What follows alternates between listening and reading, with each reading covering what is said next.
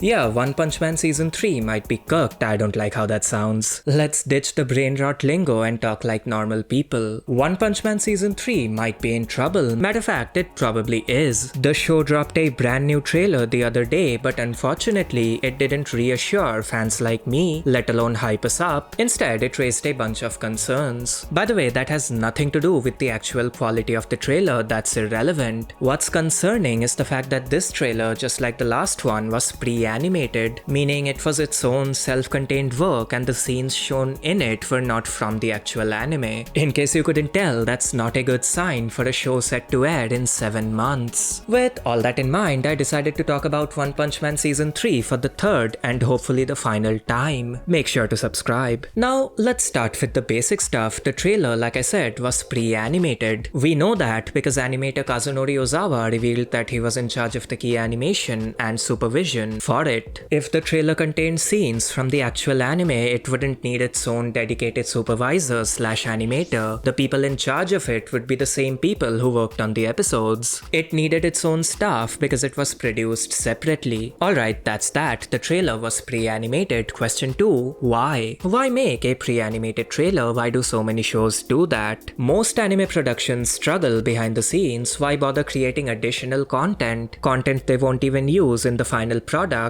And why is One Punch Man dropping a second pre-animated trailer concerning? Well, short answer, it's because the creation of a pre-animated trailer implies that the production team has no actual footage available. There's not enough finished content available for a PV, so the team decides to create a short, isolated work and release that instead. Broadly speaking, there are two scenarios in which a team creates a pre-animated PV. One, and this is the ideal scenario, the team has something ambitious planned, and the PV is basically used as concept art. It's created with the intention of giving the audience a general look at what the show will look like. This is not the case with One Punch Man Season 3. The other and the more depressing scenario is one where the production is a mess, the deadlines are fast approaching, and the team needs to put out something, probably because the production committee asked them to, so they create a pre-animated PV. This, I believe, is the case with the newest One Punch Man trailer. A bit more about pre-animated PVs. They can be extremely misleading. Regardless of the context, a pre-animated trailer usually looks better than the actual anime, which no shit, of course it does. Think about it. A trailer is its own 1 to 2 minute long work, while a TV anime is 12 to 13 episodes long, if not longer. Of course, the former is more ambitious and looks more polished. These trailers look better even when the show in question is already very high quality. Just look at Mushoku Tensei. In some cases, the staff that worked on these PVs might not even be involved with the actual anime. Here's an example. The best looking cut from this AOT PV, which by the way is probably the best anime trailer of all time, was animated by Yoshimichi Kameda, a fantastic animator. Care to guess how many scenes he animated for the actual show? That's right, 0. I believe he animated a cut for the opening, but he didn't work on the actual episodes. Things can be more drastic. The pre-animated PV for Dororo was handled entirely by Takuji Miyamoto, meaning the entire PV was centered around his own unique art style. This style was missing in the actual anime because, you guessed it, he wasn't involved with it. None of that was particularly relevant to One Punch Man, but I don't get to explore this topic often, so I went on a bit of a tangent. Anyway, back to the subject of the video. One Punch Man dropping a pre-animated trailer this close to its release date is extremely concerning. The show is set to air in the fall of 2025, that's roughly 7 months from now, and they have nothing to show. They haven't even announced who the director is yet, which is just bizarre. If I had to guess, I'd say the production, the actual pen on paper production, started recently. Late last year if we are lucky, yesterday if we are unlucky, and tomorrow if we have particularly bad luck. Either way, we are looking at a production window of at best 1 year, and in no universe is that enough to create a high quality action heavy anime, at least not without cutting major corners. It's absurd. We don't even know who the director is. Do they know who the director is? They probably do, but I have no idea why they aren't announcing it. Things are clearly not alright, and some of you might be confused. You might have been under the impression that production was underway since 2022. After all, that's when the show was announced, right? Well, sadly, you couldn't be further from the truth.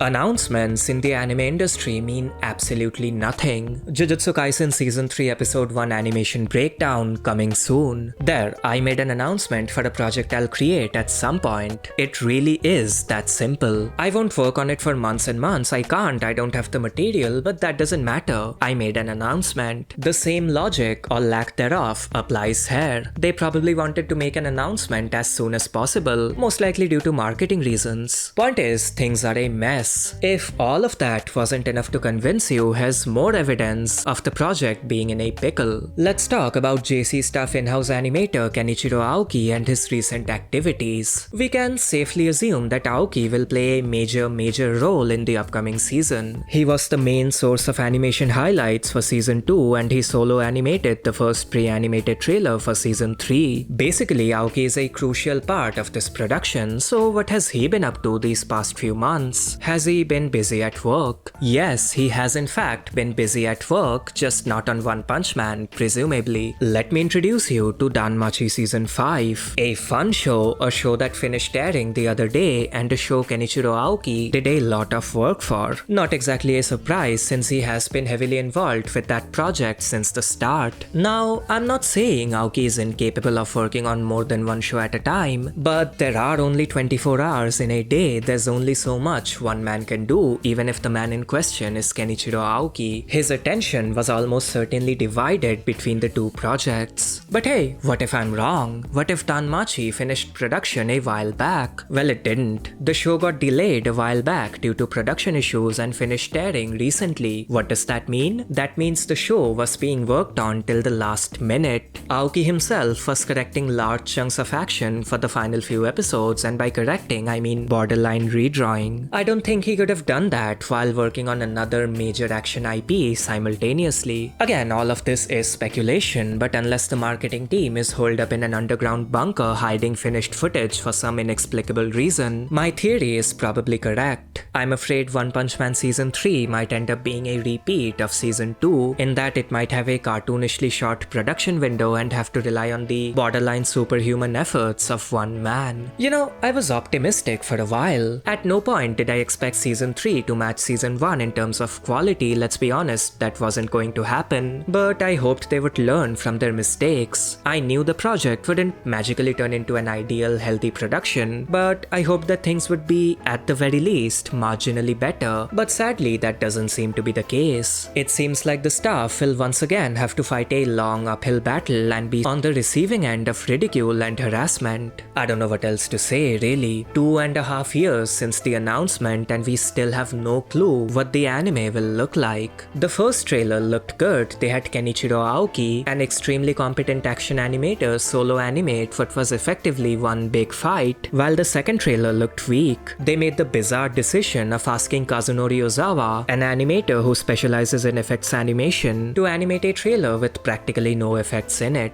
It did feature a few cool looking, well-drawn, detail-heavy shots, but it wasn't anything worth writing home about. I can break down both the trailers in detail, but that would be pointless since neither of them contain scenes from the actual anime. Let's instead talk about the fans who, in case you couldn't tell, aren't very happy about any of it. And you know what? I can't blame them this time around. Of course, I don't condone harassing staff members or being mad at them instead of the corporate suits responsible for messing everything up, but I can sympathize with your disappointment. There was no reason to announce this show all the way back in 2022. Radio silence is one thing, but dangling this metaphorical carrot in front of the fanbase was unnecessary. Besides that, I understand why fans were upset with the quality downgrade back when Season 2 aired. I don't think they are necessarily in the wrong. Normally, I'd call fans out for having unrealistic expectations from an anime. Like, of course every show doesn't look as good as Jujutsu Kaisen, why would you expect that. But One Punch Man is an exception. It did at one point look as good as Jujutsu Kaisen, if not better.